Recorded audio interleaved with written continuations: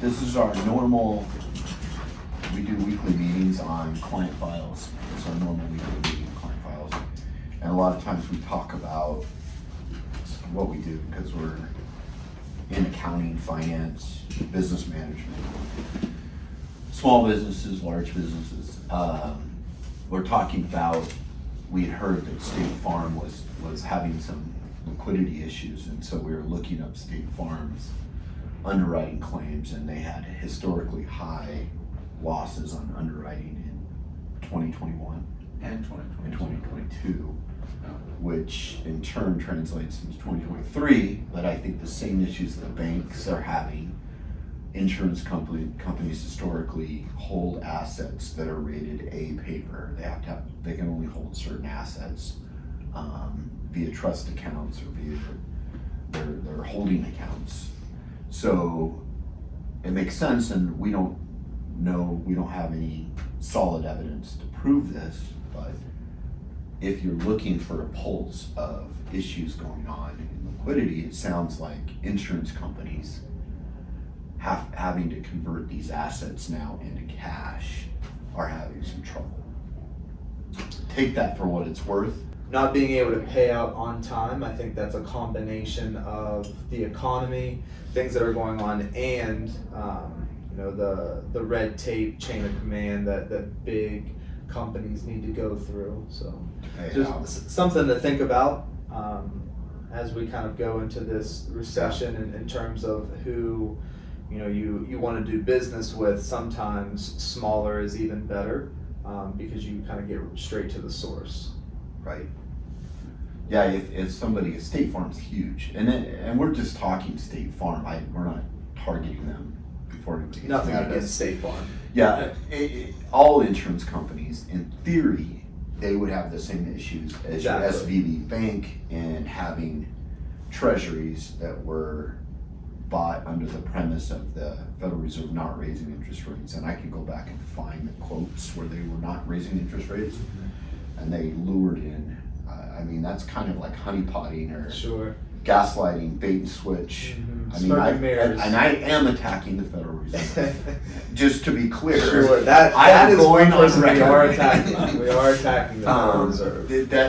But they got these companies to buy safe assets, treasuries, and they're at 2.4, 2.2 10-year treasuries.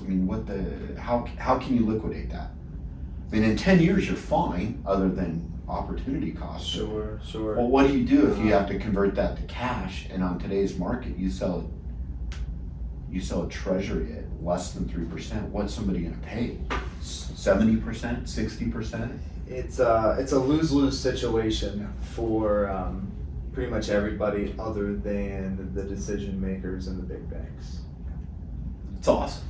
It's like it's like playing Monopoly, which I love to play. It's like playing Monopoly and somebody mid-game Changes the rules. changes the rule. It crosses them out and says, hey, you remember how you got this much for Boardwalk? Well, we've changed it. And you no longer get that much, or you get that same amount, but it's worth less.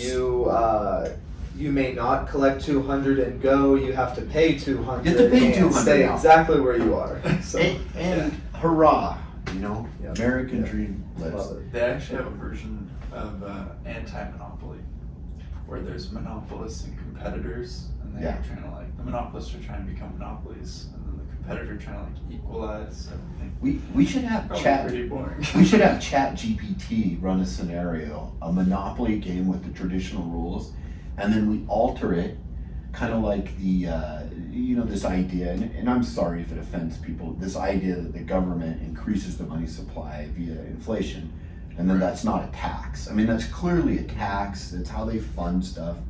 Shouldn't even be an item of debate. Why it is, I don't understand. But we ought to rewrite the monopoly, figuring a tax in, and see how it really plays out. Put in the comments if you want ChatGPT to create a Monopoly game with real world rules that we operate by now, because Monopoly starting, I don't know, it was probably 90s, 80s, game, things have Yeah, definitely that's been a changed while. since then. So That up. I'm curious. I would bet you Monopoly, because I played it as a kid. I bet you it's a 1970s. 70s, Yeah. 70s, 1903. 1903. 1903. This My is goodness. like- It says it existed as early as 1902. Okay, got patented 1904.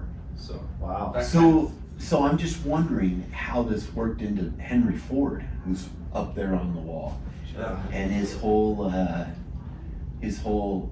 idea of, I mean, essentially starting the workforce and the assembly line. How did Monopoly work into that? That's Right. I wonder any updates or changes since 1900. We need a woke Oh, yeah. monopoly. a woke monopoly. Woke, Yeah. woke, there you go. wokeapoly. Wokeapoly. It'll confuse it so bad you won't actually make any money anymore. You'll be focused on other things, and then you'll be like, I don't understand why I'm playing the game. Well, those would probably. Because then land it's up- real life. Yeah, 'cause it's real life. You're like, This wait a isn't fun minute. anymore. It's not about money anymore. Like, there's politics in it now, Yeah. and I love it. Wokeopoly. They'd all be like community chest items. If somebody does wokeopoly, I coined it, so just kick me a little The cash. the royalties Yeah, I are want a some rolls kickback. on Wokeopoly. Wokeopoly. There's a ton of versions of Monopoly, so I wouldn't be surprised. So I have a couple on the side note. I have a couple land deals I'm trying to sell. Not that I'm by any means a land guru, but moving through those. And I know you guys are both interested in real estate. So a question I have, I believe, this is me, this is not financial advice or tax advice. We have to say both of those. 'cause we're Not tax advice. in both of those, or legal advice. We have Or all legal three advice. that we. This Yep. is for entertainment Yep. purposes. Yep. So I'm wondering, as the you look at the stock market, there's absolutely an incentive for all the powers to be to push you into overpriced stocks. I don't know that there's a question there. If somebody today is telling me I'm going to put $1 million in the stock market in the S&P 500, go, hurrah, America, go Right. petrodollar. Yep. Awesome, go ahead and do that. But the question is, because obviously that's a push, it seems like land assets, commercial real estate, other holdings are becoming a targeted area for defaults, massive defaults, auto industry, commercial real estate. There's panels meeting discussing commercial real estate and how they're going to deal with this falling prices. So the question to you guys is a little bit younger investors in your first 5 years of land, do you think land holdings are a good idea? I To move out of the market into land? I personally do. One of the main reasons why I like the land play is that it allows you the ability to be creative. With land deals, I mean, I've been involved in things from building multi-units to storage facilities. Both are always going to be needed. So the reason why I like the land is just the different variations of execution that you can use with the land.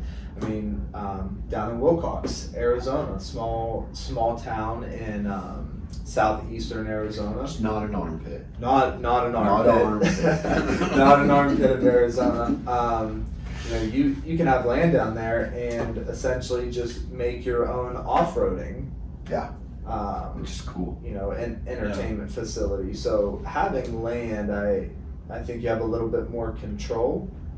Now again, there's red tape with everything, but the more land that you can have with utility access, I think that's definitely the way And you're to go. saying instead of like an equity or like a bond or a stock, Sure. or something that's manipulated and controlled by, arguably BlackRock, Aladdin. Right. I think the land, you have less outside forces that could negatively impact you. And worst case scenario, you do have property taxes, but worst case scenario, you hold it Sure. and it's a legacy property. Sure. I mean, you Yep. pass it down. Can you do that with this? I mean, would people do that with a stock? Can you buy, great example, ExxonMobil, which as far as I know is no longer part of the S&P 500. So if you would have bought ExxonMobil with the plan to pass it down to your family, is it a legacy asset?